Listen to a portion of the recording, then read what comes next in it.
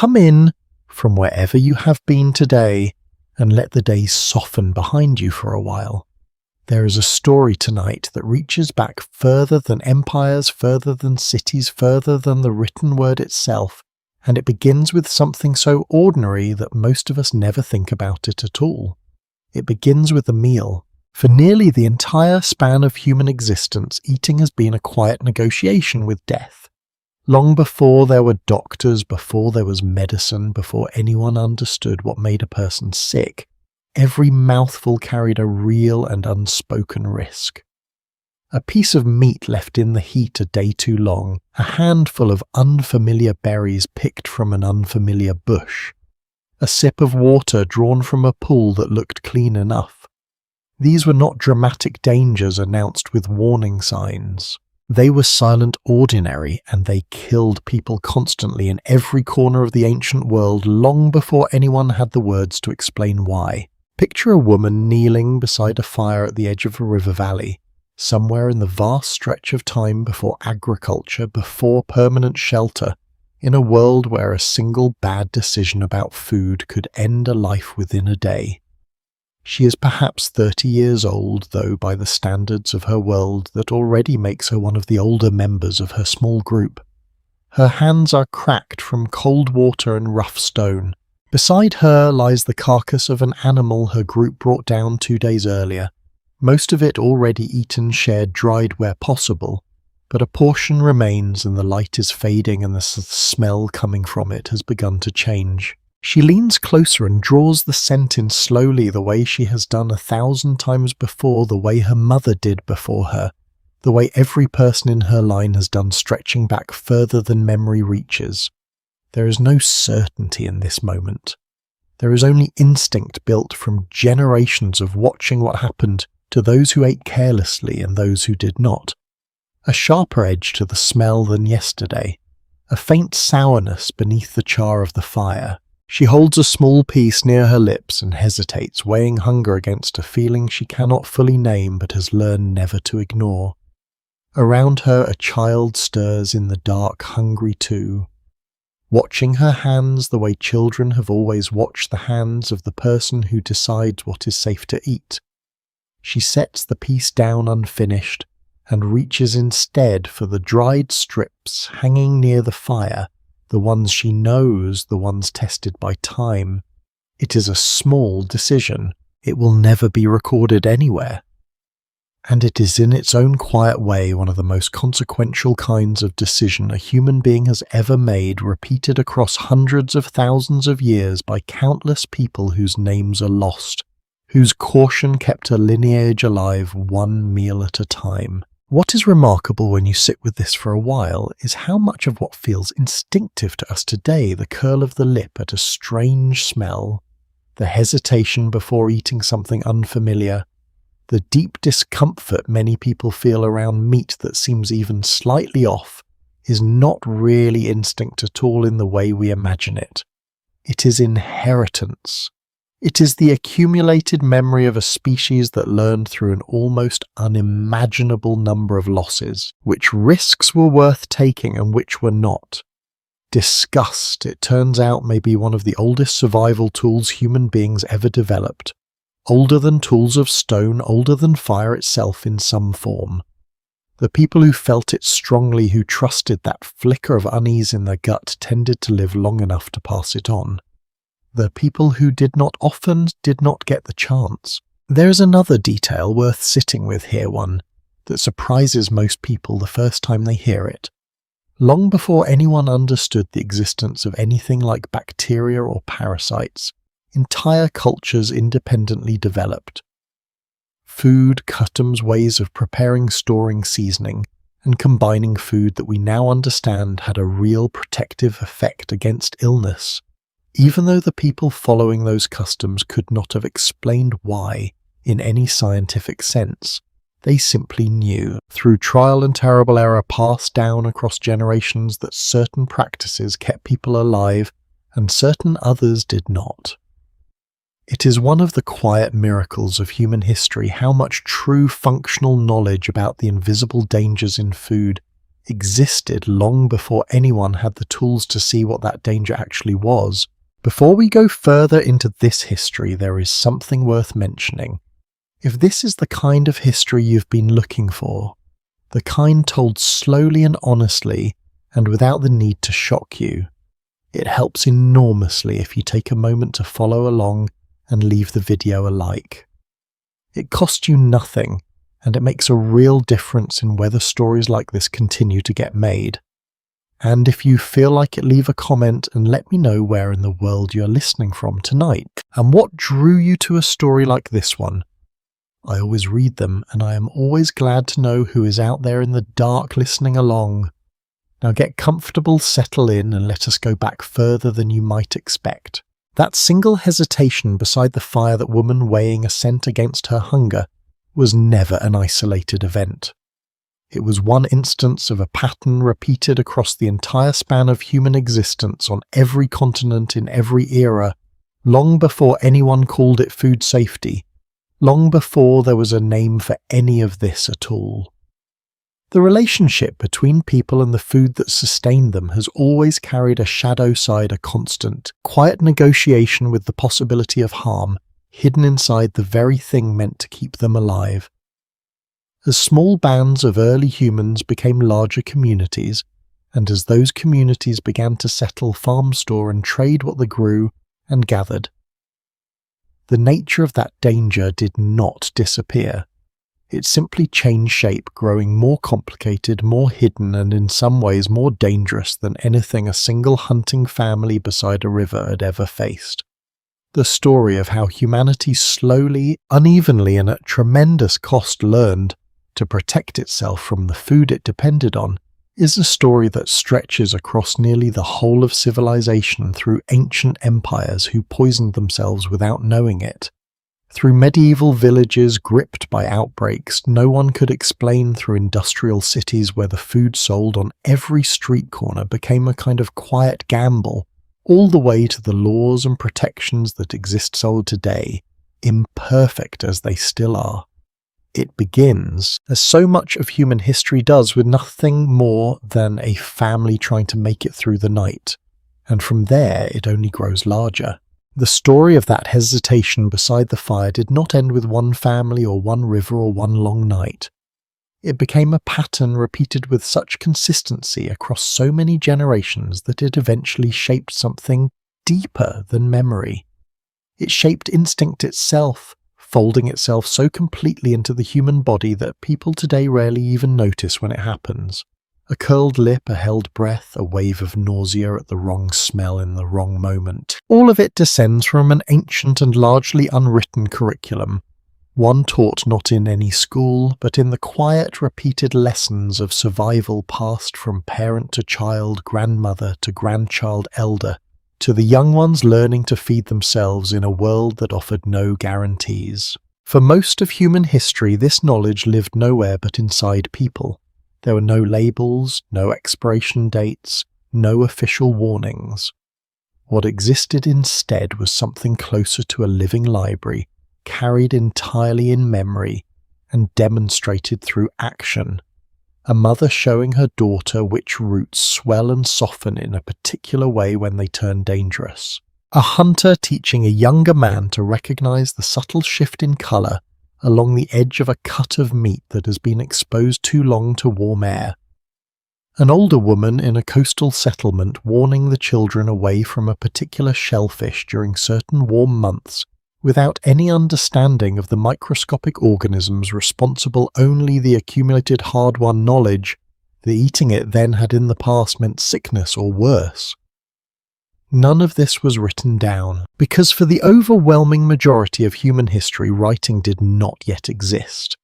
And so this knowledge survived the only way it could, through repetition, through story, through the simple, relentless mechanism of some people living long enough to teach what they knew, and others not living long enough to make the same mistake twice. It's worth pausing here on something easy to overlook. When people imagine early human life, the danger that usually comes to mind first is the obvious one. A predator in the grass, a fall from a cliff, the cold of an unexpected storm. But when researchers who study ancient mortality patterns look closely at the evidence available to them from skeletal remains to the study of modern hunter-gatherer societies whose lifestyles echo the deep past, a quieter and less cinematic threat consistently emerges as one of the most persistent dangers of all. Illness connected to food, whether through spoilage toxins or parasites, appears again and again as a steady ongoing cause of suffering and death, one far less dramatic than a wild animal encounter, but arguably far more constant. There was no single dramatic moment where this danger appeared and then passed. It was simply woven into the fabric of everyday survival, present in nearly every meal managed rather than avoided. The shift that changed the shape of this danger, though not its presence, came with one of the most significant transformations in human history: the slow move away from constant movement and gathering towards settled life and deliberate farming. This transition did not happen everywhere at once, and it did not happen quickly. In different regions of the world, separated by vast distances and with no contact between them, groups of people arrived independently at a similar realization that certain plants could be encouraged, tended, and harvested with far greater reliability than anything found by chance in the wild. Along the fertile banks of rivers in what is now the Middle East, in river valleys in East Asia, in the highlands of what is now Mexico and Peru, this same fundamental discovery unfolded again and again, each time reshaping the relationship between people and their food in ways that would echo for thousands of years. At first glance, this seems like it should have made life safer. In some ways it did. A stored harvest meant a group no longer had to gamble entirely on what the land offered in a given week or season. But farming and food storage introduced something that the wandering foraging life had never really required, in the same way the challenge of keeping large quantities of food safe over long stretches of time. A single animal hunted and eaten within a few days carries one kind of risk. A granary holding an entire village's grain supply through a long winter carries an entirely different one, a risk multiplied not by the food itself but by how long it sits, how it is stored, and what unseen conditions might quietly work against it in the dark. This is where something easy to miss becomes genuinely important. The very success of early agriculture, the ability to grow more food than could be eaten, immediately created a new category of danger that simply had not existed in the same form before. Grain that grows damp in storage can develop threats invisible to the eye. Certain molds and fungi thrive in exactly the conditions a poorly ventilated storage pit or a damp granary provides, and some of these organisms produce compounds capable of causing illness, and in certain documented cases far worse. Archaeological and historical evidence from numerous ancient farming societies suggests that outbreaks tied to contaminated stored grain were not rare isolated events, but a recurring, if poorly understood, hazard of settled life.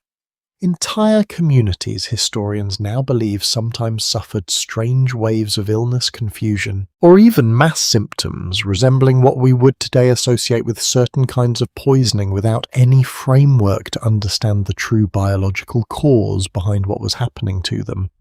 Scholars still debate exactly how widespread these ancient outbreaks were, since the physical evidence that survives from thousands of years ago is often fragmentary.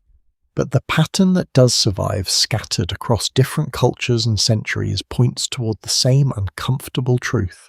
The safety that farming offered came bundled with a new and largely invisible cost. There is a particular kind of quiet tragedy hidden inside this history, one that rarely gets much attention. In a world without any understanding of fungi, bacteria, or the biological processes of decay, when illness struck an entire settlement after a shared harvest, it did not read as an accident of storage or weather. It read as something else entirely, an offence against unseen forces, a punishment, a curse settling over a place that had displeased something greater than itself. Many ancient belief systems developed around exactly this kind of explanation, weaving spiritual meaning around events that we would now recognize as biological and preventable.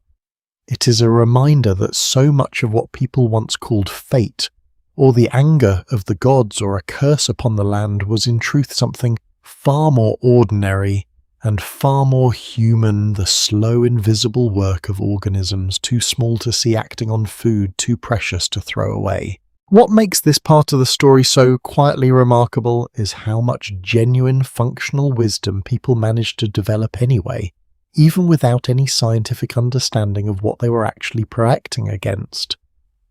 Across dramatically different cultures separated by oceans and thousands of years, strikingly similar practices emerge again and again. Fermentation, for instance, appears independently across nearly every early farming society on Earth, from grain-based drinks in ancient river valley civilizations to fermented vegetables developed in entirely separate parts of the world. People had no concept of the beneficial organisms at work inside these processes, no understanding of the invisible competition between helpful and harmful microorganisms happening inside a jar of fermenting cabbage or a vat of brewing grain, and yet through nothing but patient observation and generations of trial and error, they arrived at practices that genuinely worked, methods that extended the safe life of food and without anyone realizing it quietly protected entire communities from dangers they could not name. This is in its own way one of the most human parts of this entire story. Long before anyone could explain the mechanism, people were already solving the problem, guided by nothing more than attention memory and an unwillingness to lose more of their own to something they did not understand. The knowledge was real, even if the explanation behind it would not arrive for thousands of years, and so the world settled into a fragile, uneasy balance. One where farming brought stability and abundance, and also quietly a new set of invisible dangers folded into the very food that made that stability possible. It is a sense that would hold in various forms for thousands of years across empires that rose and fell across trade routes that stretched further and further from home, carrying not only grain and spice and wine, but unknowingly the very organisms and hazards that had once threatened only a single village storehouse. As those routes grew longer and busier, and as food began travelling further from the hands that grew it to the mouths that would eventually eat it, the nature of the danger would shift once again, taking on a form even more difficult to see coming. The routes themselves are worth pausing on for a moment, because it is easy to picture ancient trade as something abstract, lines on a map connecting distant cities, when in truth it was an intensely physical, intensely human undertaking. It meant real people walking beside real animals for weeks at a time, carrying sacks of grain, jars of oil-dried, fish-salted meat across distances that could take a full season to cross. And every one of those journeys, however carefully planned, carried with it an unavoidable question that the travellers themselves rarely had the words to ask directly. Would the food survive the journey as safely as the people carrying it hoped it would? Consider a trader moving along one of the ancient roads connecting the river valleys of Mesopotamia to more distant markets, his cart loaded with dried dates, sacks of barley, and jars of preserved fish, sealed with wax and cloth. He has made this journey many times before, and he knows its rhythms, the way a sailor knows the moods of the sea. He knows which stretches of road turn to thick mud after rain, which wells along the way are trustworthy, and which ones his father warned him about decades earlier. For reasons neither of them could fully explain, what he does not know, what no one travelling with him could possibly know, is that inside one of his sealed jars of fish, a process has already begun that no amount of careful sealing could have prevented. Tiny organisms invisible to any eye of that era have begun their slow work in the warmth of the cart beneath the sun, multiplying quietly with every mile the cart rolls forward. He will not learn what has happened inside that jar until it is opened days or weeks later in a market far from home, by someone who trusted the seal on the outside without any way of knowing what conditions existed within. This is in many ways the hidden cost of trade itself, one that grew heavier the further and the more frequently people carried food across long distances. A single spoiled portion eaten in one village was a private tragedy contained within a small circle of people who might, with painful trial and error, come to understand its cause over time. But food carried along a trade route was food distributed across dozens of unconnected households, sold by merchants who often had no way of knowing what conditions their goods had passed through before reaching their hands. When something went wrong with a shipment, the effects did not stay contained to one family's table. They scattered outward, appearing simultaneously in different homes, among people with no obvious connection to one another, making the true cause far harder to trace and far easier to misunderstand. There is a detail from this period of history that surprises most people the first time they hear it, as something clearly mentioned outside of very specialized historical and medical research. Among the dangers that traveled quietly along ancient trade routes, one of the most persistent and least understood involved parasites carried inside the very meat that sustained entire regions. Tapeworms in particular appear to have moved through ancient populations far more extensively than most people today would ever assume, embedding themselves in livestock and from there in the humans who depended on that livestock for survival. Evidence recovered from ancient burial sites, including preserved remains from societies as far removed from one another as ancient Egypt and parts of early China, has revealed signs of parasitic infection stretching back many thousands of years. This was not a rare or isolated affliction confined to unlucky individuals.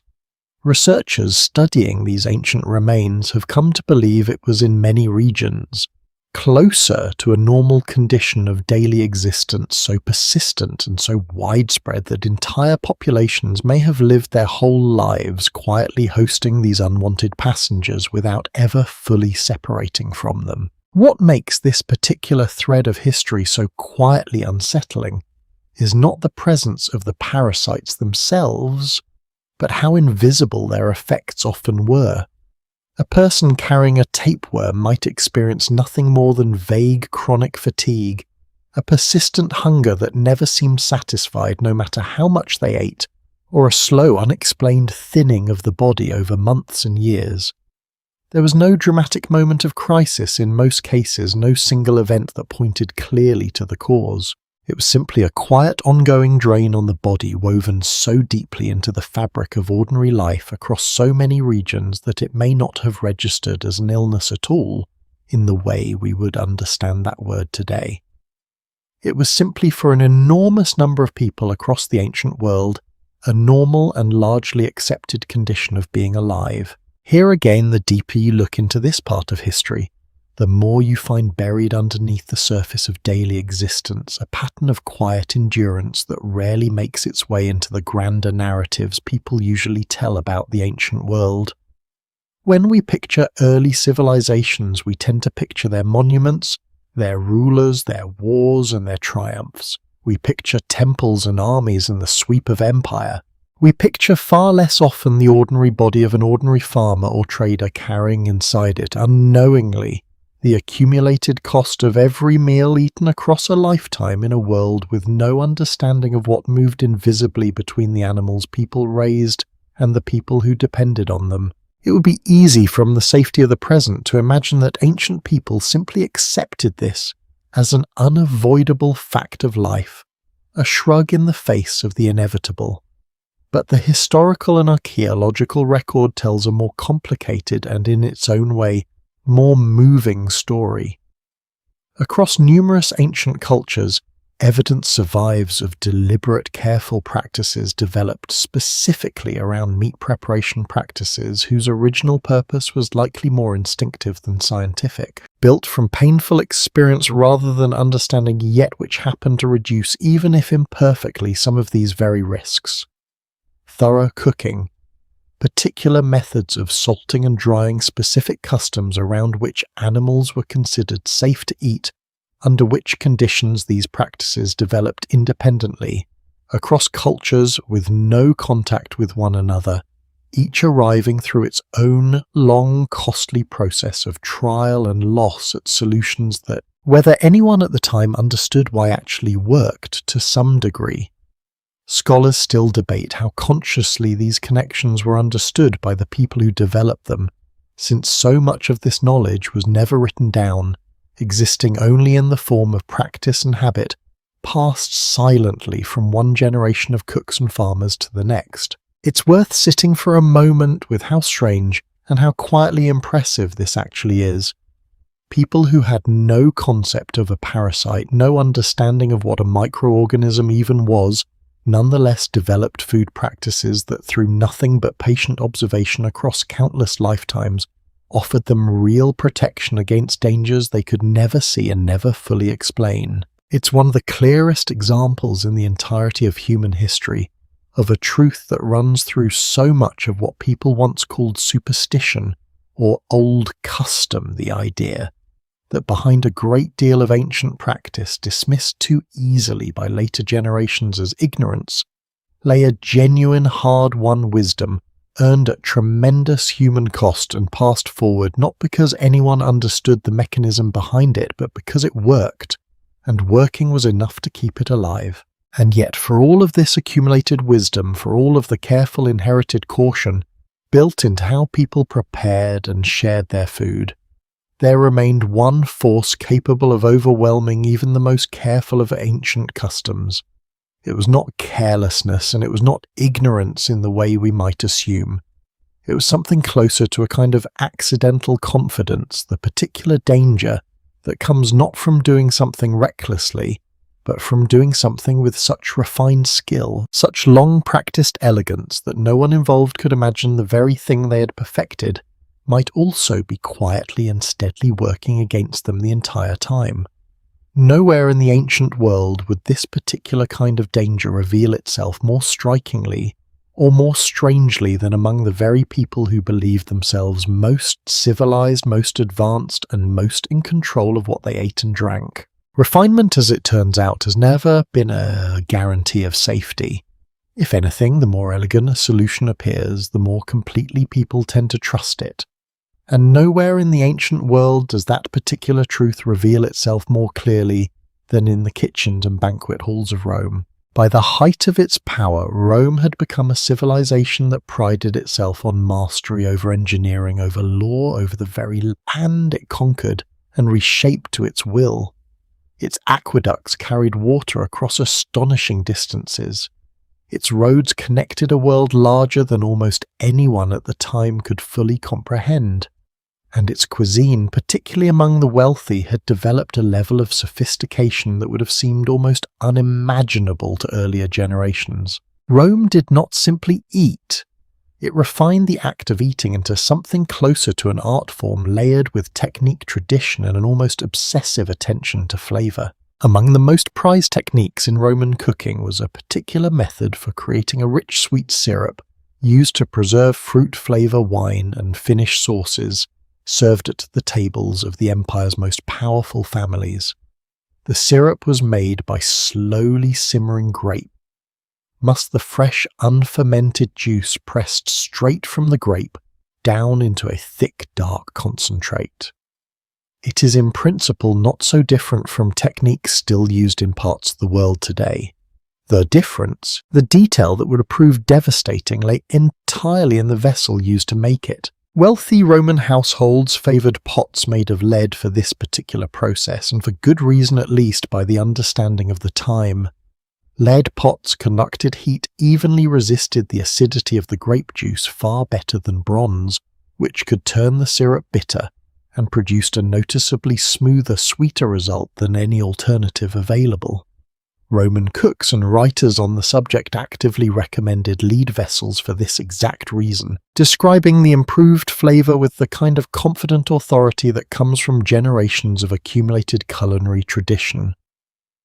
What none of them could have known, what would remain entirely invisible to Roman science for the better part of 2,000 years, is that the very acidity that made the grape juice so effective at extracting flavour from the lead pot was simultaneously extracting something else entirely, lead itself, dissolving slowly and steadily into the syrup with every hour it spent simmering. The result was a sweetener prized above nearly all others, laced quietly with a slow cumulative poison, and served often generously at exactly the tables that could most afford to use it. There is something worth sitting with in that detail. This was not a danger born of poverty, of desperation, or of the kind of corner cutting we might associate with a merchant trying to save money on a long trade route. This was a danger born of luxury, of refinement, of doing something so well, so consistently, and with such confident tradition behind it that no one thought to question whether the method itself might be the problem. Is it not one of the more unsettling truths of history that the very care people take in perfecting something can sometimes be the thing that makes its hidden danger invisible for centuries? Picture a Roman household of considerable means. Somewhere in the 1st century, a household proud of its table and its hospitality. A steward moves through the kitchen overseeing the preparation of a feast, and among the dishes being finished is a rich sauce, sweetened with exactly this syrup poured generously over roasted meat destined for the family and their guests. He tastes it, from the edge of a spoon nods with quiet satisfaction and sends it forward. He has no reason to hesitate.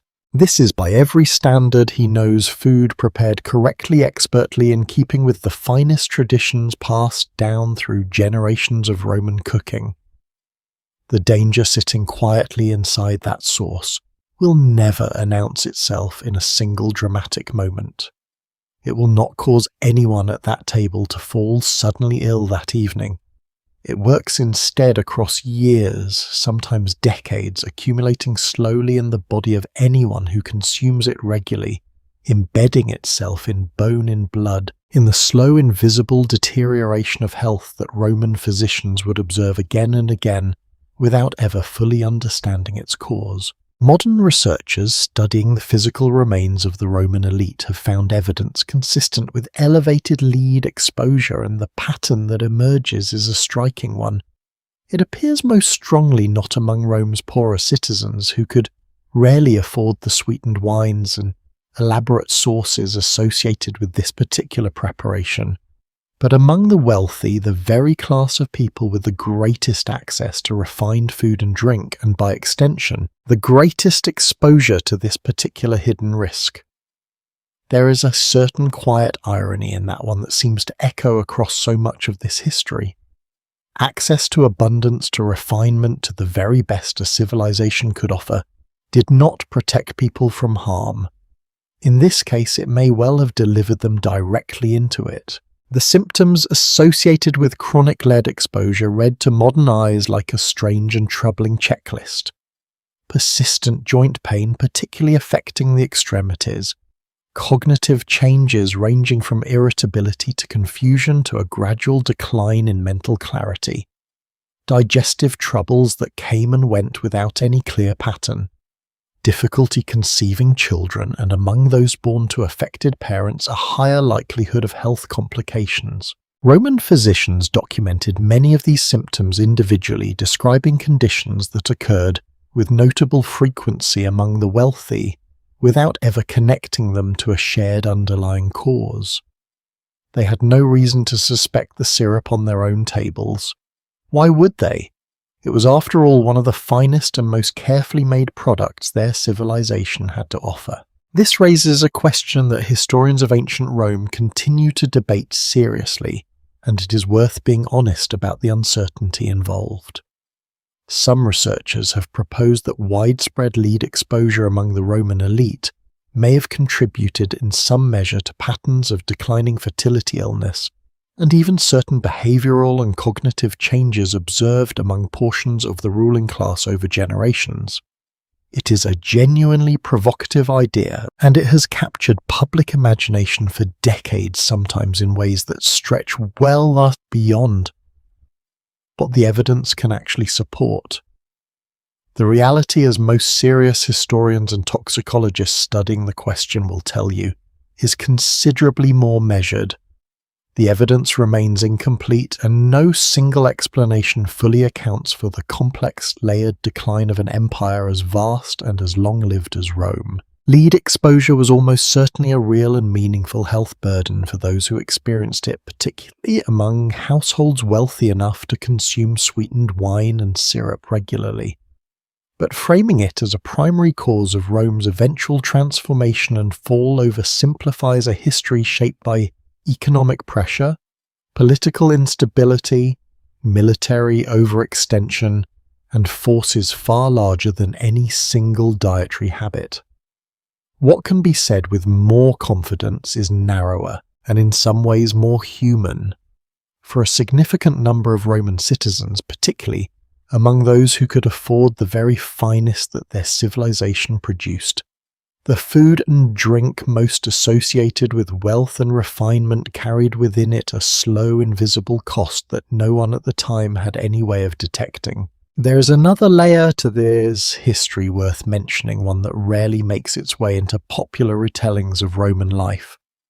Lead exposure in the ancient world was not confined only to sweetened syrup. Roman engineering, for all its brilliance, relied extensively on lead piping to carry water throughout its cities, a technical achievement that made Rome's famous public water systems possible, and one that simultaneously introduced a slow, steady source of lead into the daily water supply of anyone drawing from those pipes.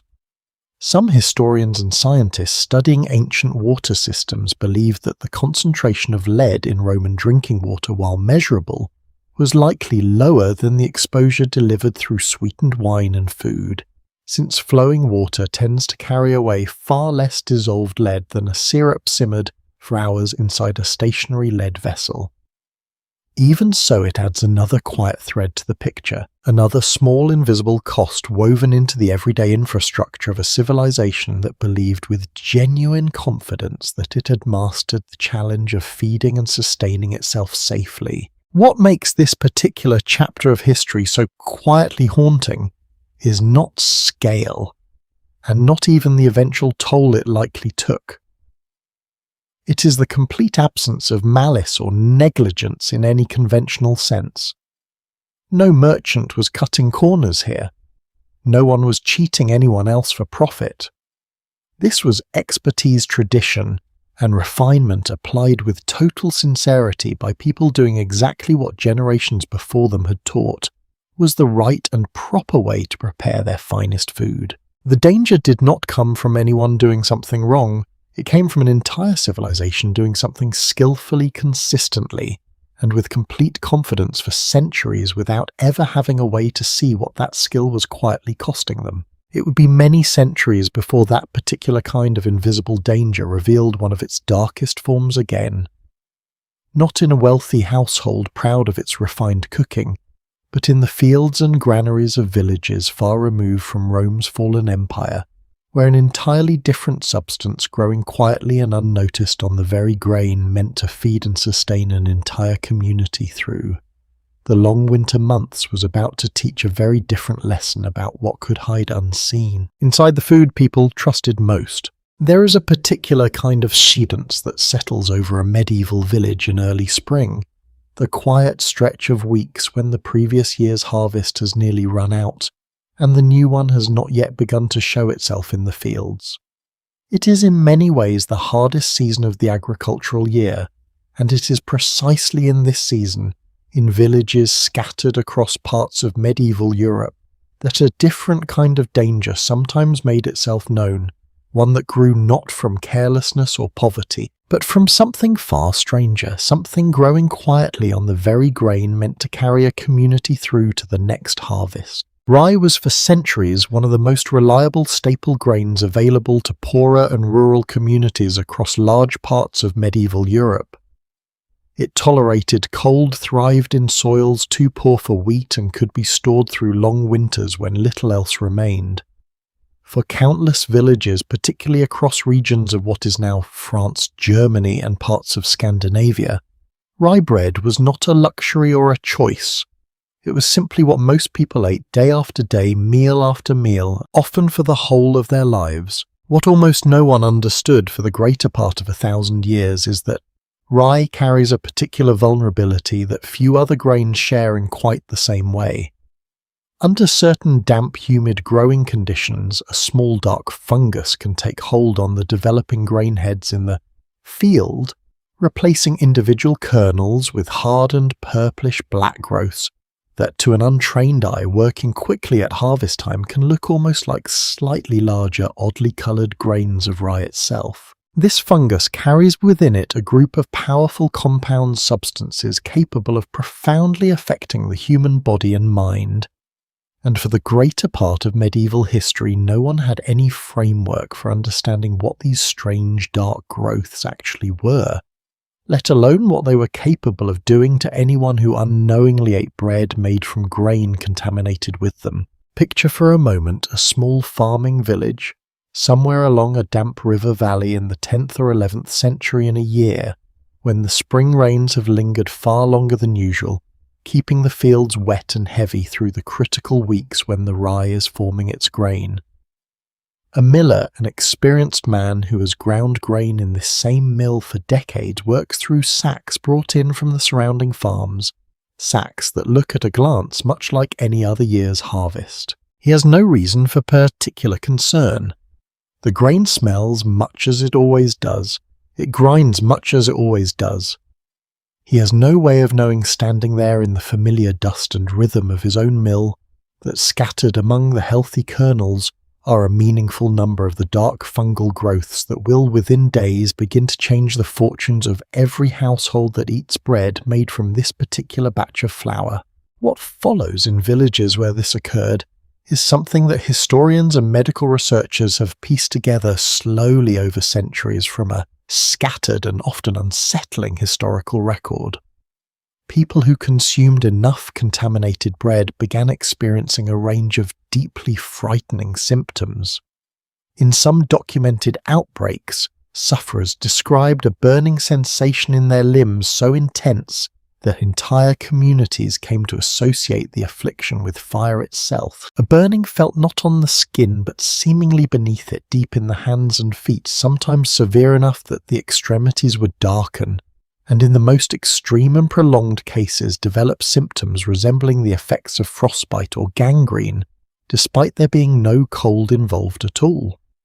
In other recorded outbreaks, the dominant symptoms were entirely different, involving violent convulsions, hallucinations, a terrifying loss of physical control, and behaviour so far outside anything the community had witnessed before that it defied every explanation available to people at the time. It is worth sitting for a moment with how genuinely terrifying this must have been to witness without any of the understanding we now have access to. Imagine watching a neighbour, a person you have known your entire life, suddenly overtaken by convulsions, speaking or crying out in ways that seem entirely unlike themselves, while others in the same household eating from the very same table remain completely unaffected. There was no visible wound, no clear injury, no obvious cause that a medieval mind working entirely within the framework available to it could reasonably point toward. What explanation could a community reach for faced with something so selective, so sudden, and so thoroughly outside their experience, other than the frameworks of meaning already available to them? The language of curses, of possession, of divine punishment or demonic influence. And that, in fact, is largely what happened. Historical records from across medieval Europe describe outbreaks of this affliction in terms steeped entirely in spiritual and supernatural explanation. Some communities associated the burning sensation in the limbs with a phenomenon they came to call in various regional forms a kind of holy or sacred fire, a name that has survived in historical texts even though the people using it had no concept of the biological cause behind what they were witnessing. Pilgrimages developed around certain shrines associated with relief from this affliction, and there is a genuine historical irony worth noting here, one that surprises most people the first time they hear it. Some of the very monasteries and religious communities that became centres of pilgrimage and healing for sufferers of this affliction may have inadvertently offered a form of real practical relief, not through any spiritual intervention, but simply because the journey itself, often lasting many days or weeks, removed sufferers from continued exposure to the contaminated grain back home, allowing the compounds already in their system to gradually clear while they ate different food along the way and during their stay. No one involved understood this mechanism at the time. They understood only that some who travelled to certain sacred sites seemed to improve, and they attributed that improvement understandably entirely to the intervention of the sacred figures associated with those places. Scholars who study these historical outbreaks today still debate the exact scale of what occurred across medieval Europe, and it is important to be honest about the limits of what the historical record can actually tell us. Documentation from this period is often fragmentary, coloured heavily by the religious and supernatural framework through which contemporary writers interpreted what they witnessed, and rarely detailed enough to allow modern researchers to calculate precise numbers of those affected in any given outbreak. What does survive scattered across chronicles, monastery records, and local histories from numerous regions and centuries is a consistent pattern, recurring outbreaks of a strange selective affliction tied closely to years of damp growing conditions and heavy dependence on rye as a dietary staple. A pattern that lines up remarkably well with what modern science now understands about the fungus responsible and the specific weather conditions that allow it to flourish. There is something particularly poignant hidden inside this history, something that connects directly back to an idea already threaded through much of this story. The very success of settled farming, the very stability that stored grain provided against hunger, remained even many centuries after the earliest granaries of the ancient world still capable of turning against the people who depended on it, not through any failure of effort or care, but through a danger woven so deeply into the natural growing cycle of the grain itself that no visual inspection available to a medieval farmer could reliably catch it every time. Is it not strange when you think about it that something as small and unremarkable looking as a slightly darker grain among thousands of ordinary ones could hold within it the power to reshape the fate of an entire village? Modern researchers examining this history have proposed something else worth mentioning, an idea that remains genuinely debated rather than settled fact. Some historians have suggested that certain documented outbreaks of unusual dramatic behaviour in specific medieval communities, behaviour that was at the time attributed entirely to supernatural causes such as possession or witchcraft, may in some instances have been connected to this same fungal contamination of rye. This remains a genuinely contested area of historical interpretation, and serious scholars caution against applying it too broadly or too confidently to any single documented case, since so many complex social, psychological and religious factors were also clearly at work in the outbreaks of unusual collective behaviour recorded during this period. What can be said with more confidence is narrower and in its own way more quietly devastating. For centuries, an entire category of human suffering affecting ordinary families in ordinary villages across a meaningful portion of medieval Europe arose directly from something growing unseen and unsuspected on the very bread that kept those same families alive through the hardest months of the year. It would take many centuries and a fundamental transformation in how people understood the natural world before anyone connected these outbreaks to their true cause.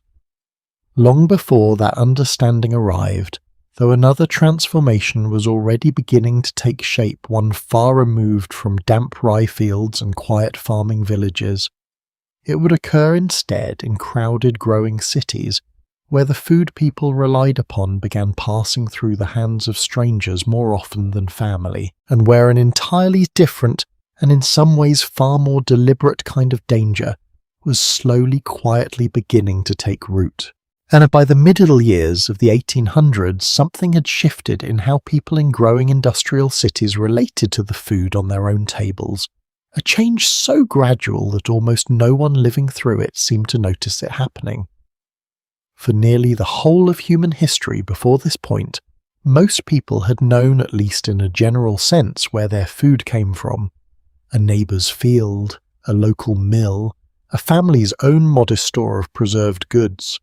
But as cities like London, Manchester, and Bradford swelled with people drawn from the countryside by the promise of factory work, that direct connection between grower and eater began to dissolve into something far less personal and far less accountable. Consider what it actually meant to feed a household in a city like this. A family living in a crowded terrace of workers' housing had no garden, no dairy cow, no relationship with the farmer who grew their wheat. Every single item that reached their table passed through the hands of strangers, a chain of merchants, wholesalers and shopkeepers, each one motivated by the same basic pressure competing prices in a crowded, anonymous marketplace where a buyer had almost no way of verifying what they were actually purchasing. Bread came from a baker they might never meet twice. Milk came from a dairyman whose cows they had never seen. Tea, sugar and sweets came wrapped and packaged by the hands that remained entirely invisible to the person eventually eating them. Trust once built on familiarity and reputation within a small community now had to be extended blindly again and again to a marketplace built almost entirely on anonymity. It was within this exact gap between what people trusted and what they could actually verify that a particular kind of quiet dishonesty began to flourish, one that had likely existed in smaller forms for centuries but now found in the crowded and anonymous cities of industrial Britain ideal conditions to grow into something far more systemic. It did not begin with any single dramatic act of deception. It began, as these things so often do, with something small enough to seem almost reasonable. A baker facing rising flour prices might stretch his dough slightly further, using a small amount of ground chalk, whitening the bread and adding bulk without meaningfully changing its taste. A dairyman delivering milk on a long warm summer route might thin it slightly with water to make his supply stretch across more customers, adding a touch of chalk or flour afterward to restore the colour and thickness that customers expected.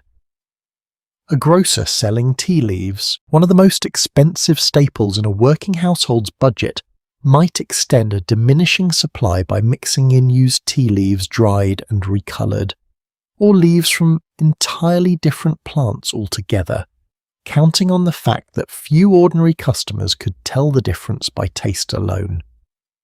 None of these individual choices taken in isolation likely felt to the people making them like a serious moral crime.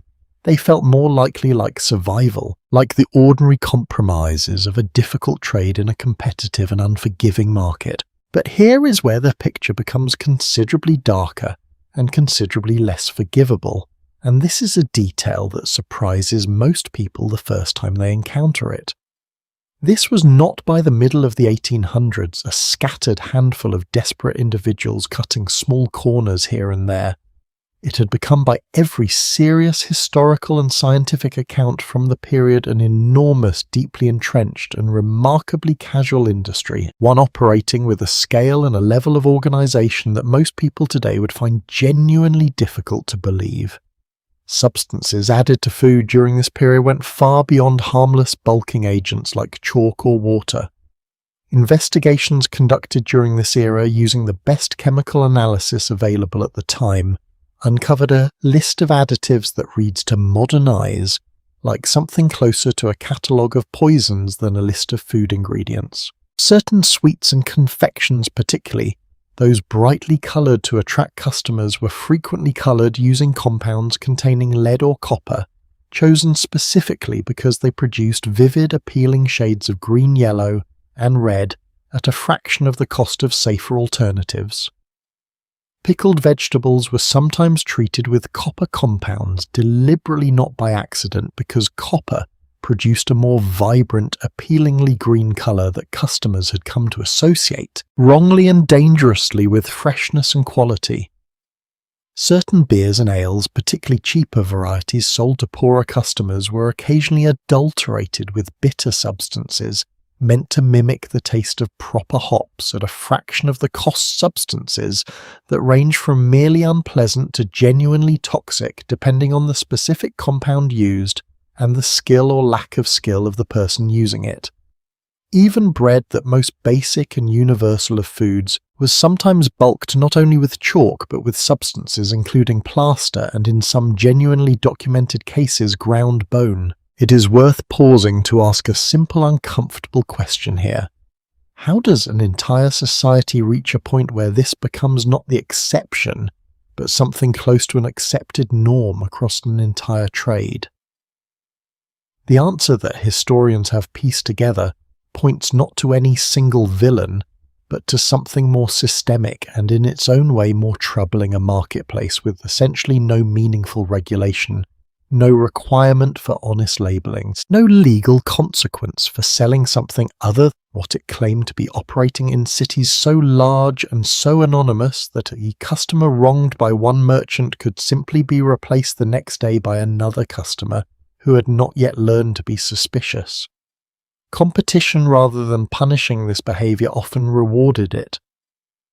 A merchant who refused to cut corners frequently found himself unable to match the prices of competitors who had no such scruples, creating a kind of quiet, grinding pressure that pulled even reluctant tradesmen toward practices they might otherwise have avoided. Scholars who study this period still debate exactly how consciously dangerous many of these practices were understood to be by the merchants and manufacturers using them.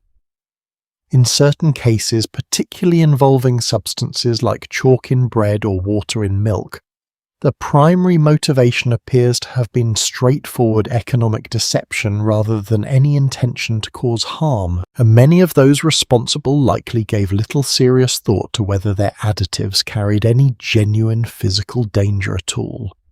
In other cases, particularly those involving known toxic compounds like lead and copper used for colouring, the evidence suggests a more troubling indifference, a willingness to prioritize visual appeal and profit over any serious consideration of consequence, even among those who may have had some general awareness, however incomplete, that the substances involved were not entirely safe. What makes this particular chapter of the story so quietly devastating is not any single dramatic act of cruelty, but rather its sheer unremarkable normalcy. For an enormous number of ordinary families across industrial Britain during this period, a meaningful portion of what they ate and drank on any given day, the bread on their table, the milk given to their children, the sweets bought as an occasional small treat carried within it some measure of adulteration, ranging from the merely dishonest to the genuinely dangerous, and almost none of them had any real way of knowing which was which.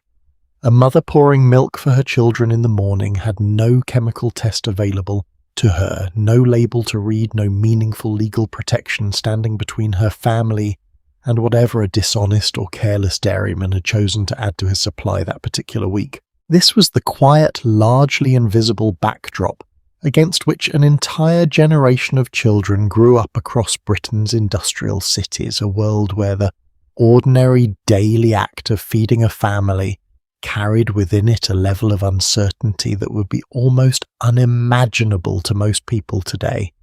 It rarely announced itself with any single dramatic moment. It existed instead as a kind of low constant background risk, woven so thoroughly into the ordinary rhythm of city life that most people simply learned to live alongside it the way earlier generations had learned to live alongside spoiled meat or contaminated grain, without any reliable way of separating what was safe from what was not. It would take a single concentrated tragedy unfolding within the span of just a few terrible hours in one particular city to finally force this quiet, widespread danger into the full, undeniable light of public attention. It would begin as so many of history's darkest turning points do, with something small and ordinary, a simple treat purchased without any hesitation at all by people who had no reason in the world to suspect what it actually contained. The particular danger this history is about to reveal did not come from any dishonest intention at all.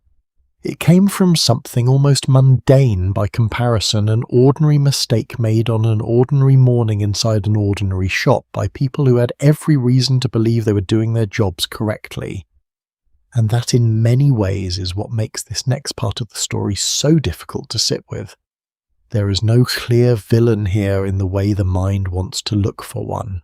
There is only a chain of small human decisions, each reasonable on its own, that together produced one of the most devastating single incidents in the entire history of this era. In the city of Bradford in the autumn of 1858, a street vendor known locally as Humbug Billy set up his familiar stall in the city's green market much as he had done for years.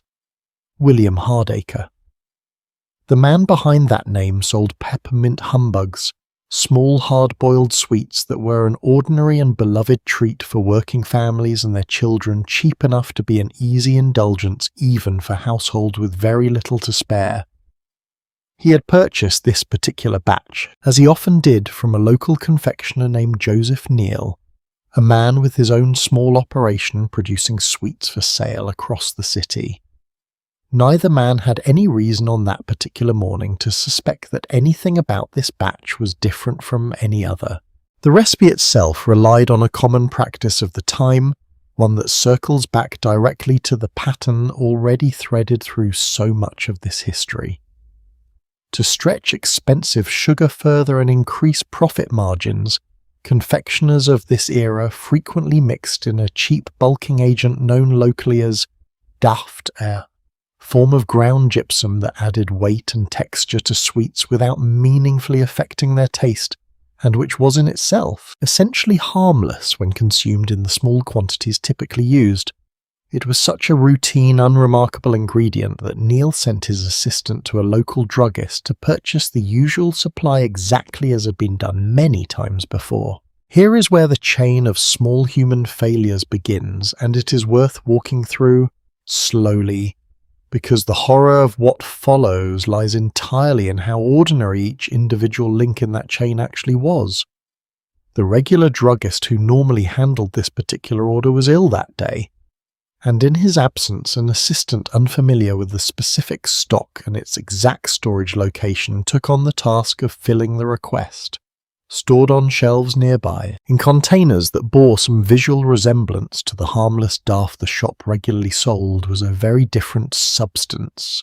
Entirely a fine white powder used in extremely small, carefully measured quantities for other purposes, one that carried an entirely different and far more serious danger: arsenic trioxide.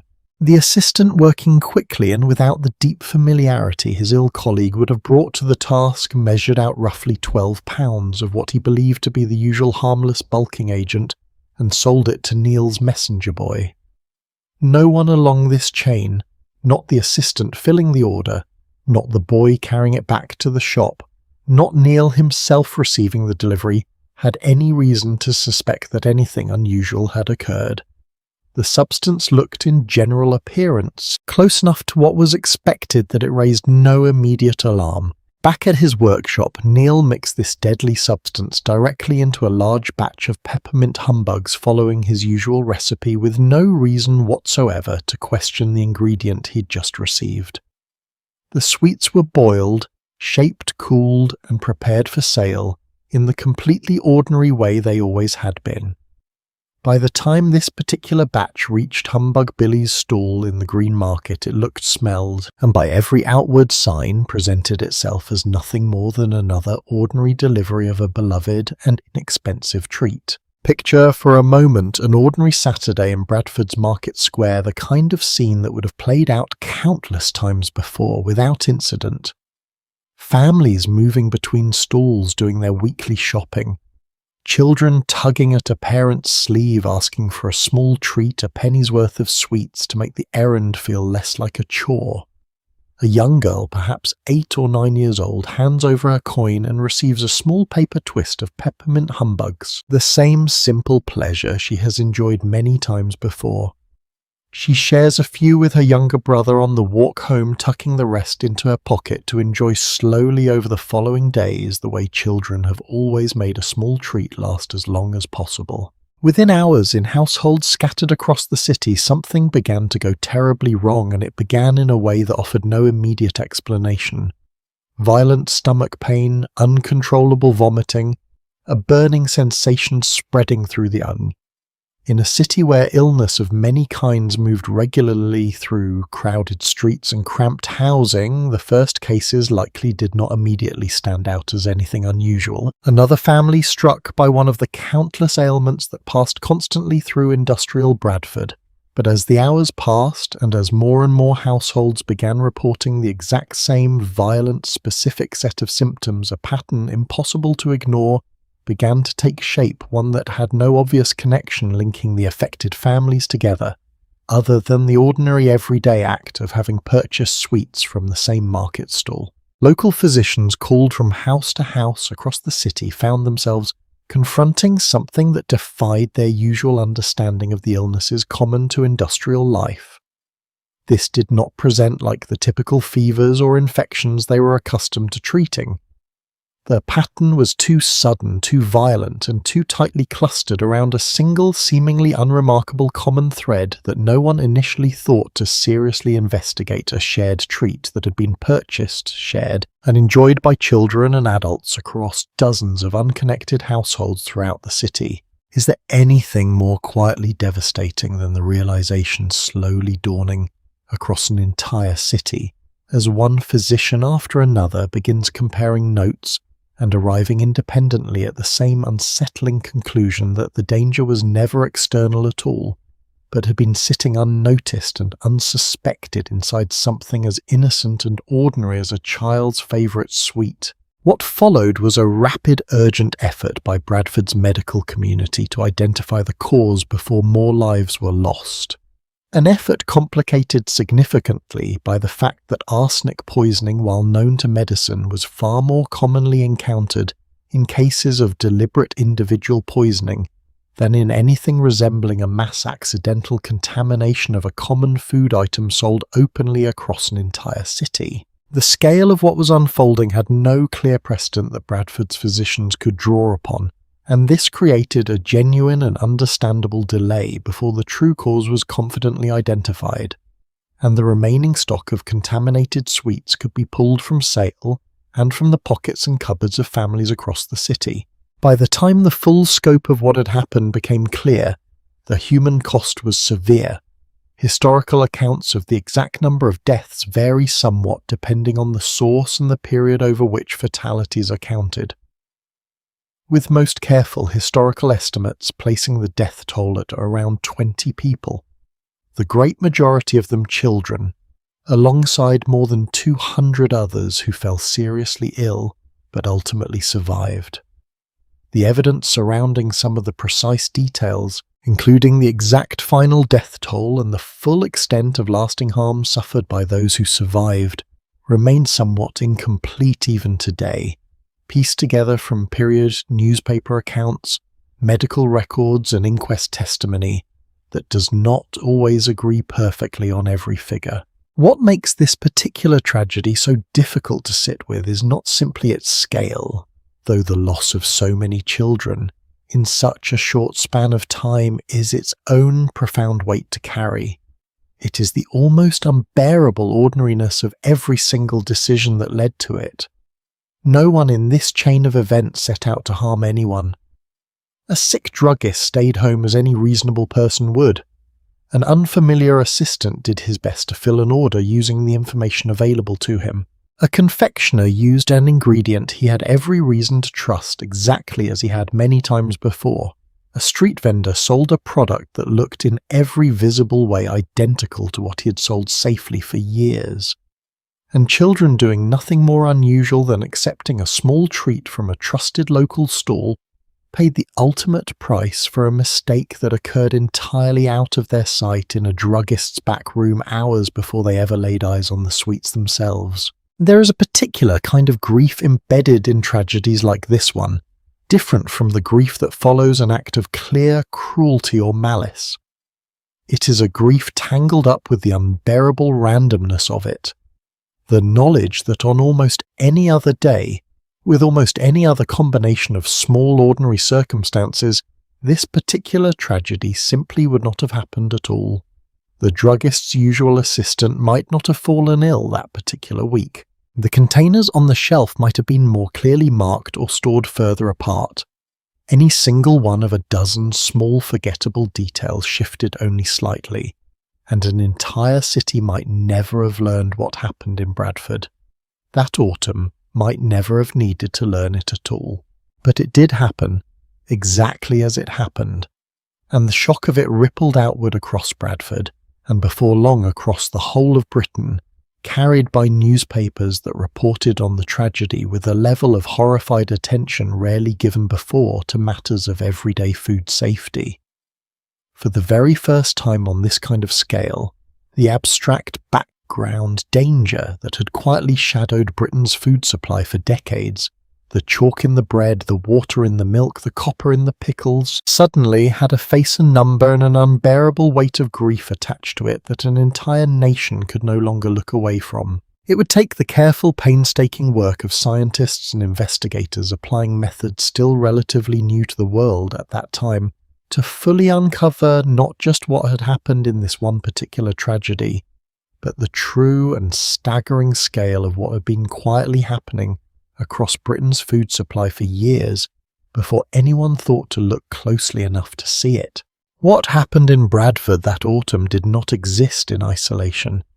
It landed instead into a moment already quietly primed to receive it.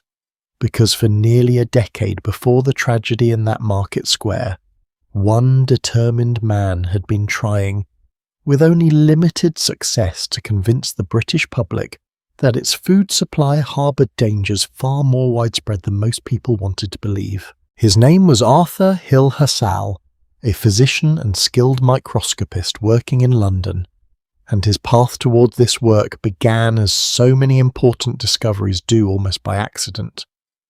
In the early 1850s, Hassall had been conducting research into the quality of London's drinking water, when a medical journal called The Lancet, seeking someone with his particular scientific skill, approached him with a different but related question. Could the same careful, methodical scientific scrutiny he had applied to water be turned toward the food sold on London streets and in its shops? Hassall agreed, and what began as a modest investigative project soon grew into one of the most significant undertakings in the history of food safety, an effort that would come to be known as the Lancet Analytical Sanitary Commission. Working with a small team, Hassall began systematically purchasing ordinary food and drink from ordinary vendors across London, exactly as any regular customer would, and then subjecting each sample to rigorous chemical and microscopic analysis in his laboratory.